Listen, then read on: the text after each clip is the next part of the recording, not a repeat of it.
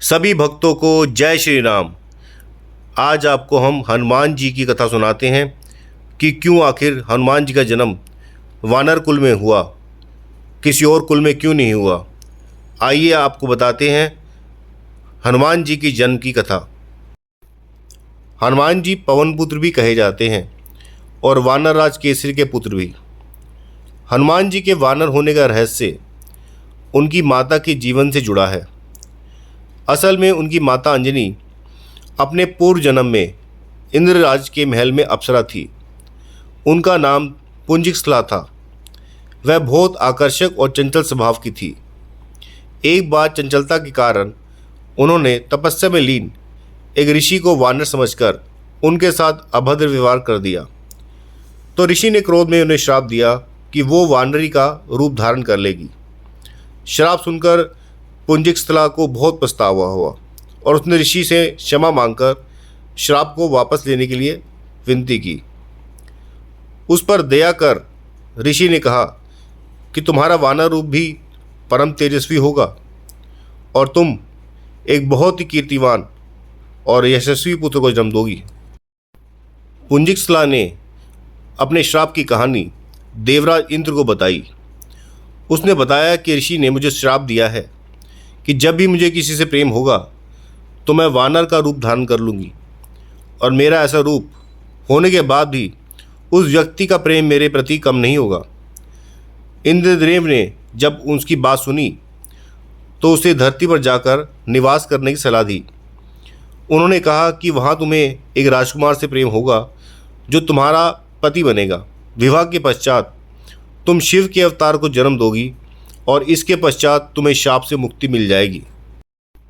इंद्र की सलाह मानकर पुंजिकसला अंजनी के रूप में धरती पर जाकर निवास करने लगी। एक दिन वन में उसने एक युवक को देखा जिसकी ओर वो आकर्षित हुई। जैसे ही उस युवक ने अंजनी को देखा, अंजनी का चेहरा वानर का हो गया। अंजनी ने डर और शर्म से उस युवक से अपना चेहरा छुपा लिया। जब वह युवक उसके पास आया तो अंजनी ने देखा कि वह युवक भी वानर रूप में ही था। उस युवक ने बताया कि वह वानर राज केसरी है और उसका चेहरा वानर का है, लेकिन वो जब चाहे तब मनुष्य रूप धारण कर सकता है।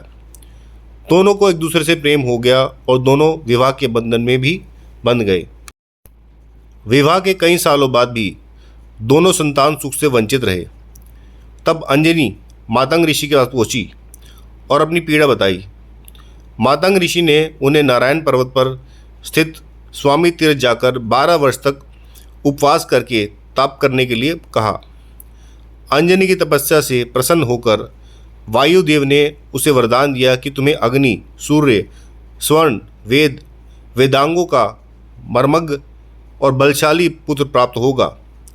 यह वरदान मिलने के बाद वह शिवजी की तपस्या करने लगी। शिवजी ने प्रसन्न होकर उसे वरदान मांगने के लिए कहा तो अंजनी ने उन्हें ऋषि द्वारा मिले श्राप के विषय में सब कुछ बताया और कहा कि इस श्राप से मुक्त होने के लिए मुझे शिव के अवतार को जन्म देना है। इसलिए हे महादेव, कृपया आप बाल रूप में मेरे गर्भ में जन्म लें। शिवजी ने अंजनी को श्राप आशीर्वाद दिया और उनके गर्भ से बजरंगबली के रूप में जन्म लिया।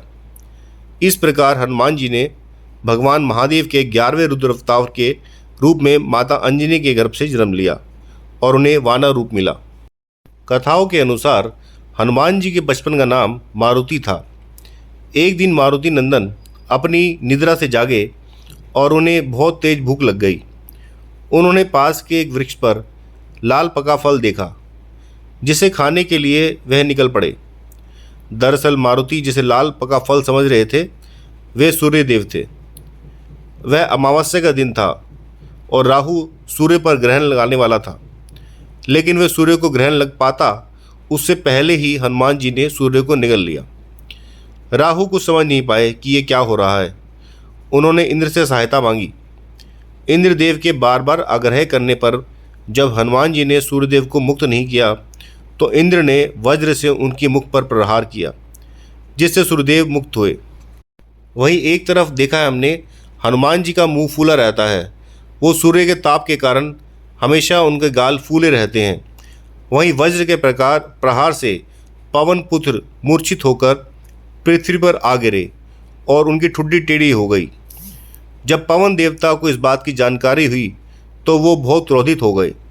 उन्होंने अपनी शक्ति से पूरे संसार में वायु के प्रभाव को रोक दिया, जिसके परिणाम स्वरूप पृथ्वी पर जीवों में त्राही त्राही मच उठी। इस विनाश को रोकने के लिए सारे देवगण पवन देव से आग्रह करने लगे कि अपने क्रोध को त्याग कर पृथ्वी पर प्राणवायु का प्रवाह कर दें। सभी देवताओं ने पवन देव की प्रसन्नता के लिए बाल हनुमान को पहले जैसा कर दिया और साथ ही बहुत सारे वरदान भी दे दिए।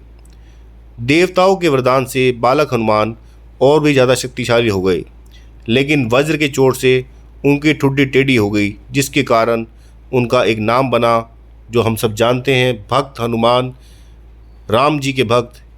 जय श्री हनुमान। अगर आपको हनुमान जी की ये कथा अच्छी लगी है तो आप कमेंट करके बताएं। आगे हम हनुमान जी के बारे में और विस्तार से आपको बताएंगे। ये हमारी पहल है हनुमान जी के लिए, श्री राम जी के लिए, ताकि ज़्यादा से ज़्यादा लोगों को हनुमान जी के चरित्र के बारे में पता लग सके। आज की युवा पीढ़ी को हनुमान जी, राम जी, सीता जी आदि चरित्रों के बारे में शायद ज्ञात ही नहीं है। इसलिए हमारा कर्तव्य बनता है कि हम अपने युवा पीढ़ी को इस ज्ञान से वंचित ना रखें।